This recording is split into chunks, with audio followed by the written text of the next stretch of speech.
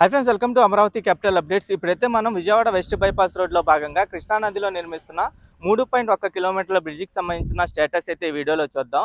Last time మనం ఈ బ్రిడ్జికి సంబంధించిన వీడియో తీసినప్పుడు అప్పుడు నేను సేకరించిన డేటా ప్రకారం ఈ బ్రిడ్జికి సంబంధించి మే నెలలో ట్రయల్ రన్ కంప్లీట్ చేయాలి. జూన్ కల్లా ఈ బ్రిడ్జ్ అయితే ఓపెన్ చేయాల్సి ఉంది.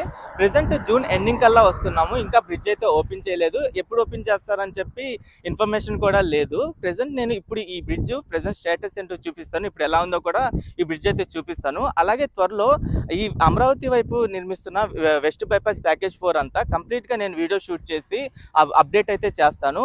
ఈ వీడియో వచ్చేసి నేను అమరావతి వైపు ఉన్న వెంకటపాలెం విలేజ్ దగ్గర నుండి గొల్లపూడి వరకు అయితే షూట్ చేసి చూపిస్తాను. ఇప్పుడు ఈ బ్రిడ్జ్ స్టేటస్ ఏంటో మీకు తెలిసిద్ది. దయచేసి ఈ వీడియోని స్కిప్ చేయకుండా ఎండ్ వరకు చూడండి. మీరు ఇక్కడ చూడొచ్చు, వెంకటపాలెం విలేజ్ వైపు ఈ సైన్ బోర్డులు ఏర్పాటు చేసే పనులు అయితే ఆల్మోస్ట్ కంప్లీట్ అవ్వడానికి వచ్చినాయి. అలాగే సీసీ కెమెరాలు కూడా చాలా వరకు అమర్చేశారు. ఇటువైపు క్రాష్ బ్యారియర్ కి సంబంధించిన పెండింగ్ వర్క్స్ ఉన్నాయి. అలాగే రెండు వైపుల బ్రిడ్జిలు మీకు కనిపిస్తున్నాయి చూసారా. రైట్ సైడ్ వైపు ఏంటంటే ఈ రోడ్డు మార్కింగ్ పనులు అయితే చేయాల్సి ఉంది. లెఫ్ట్ సైడ్ బ్రిడ్జ్ వైపు అయితే కంప్లీట్ అయిపోయినాయి. రెండు పక్కల మనకి సర్వీస్ రోడ్లు అయితే ఉంటాయి. ఆ సర్వీస్ రోడ్ల పనులు కూడా కంప్లీట్ అయిపోయినాయి. మనకి రైట్ సైడ్ వైపు వెంకటపాలెం విలేజ్ అయితే ఉంటుంది.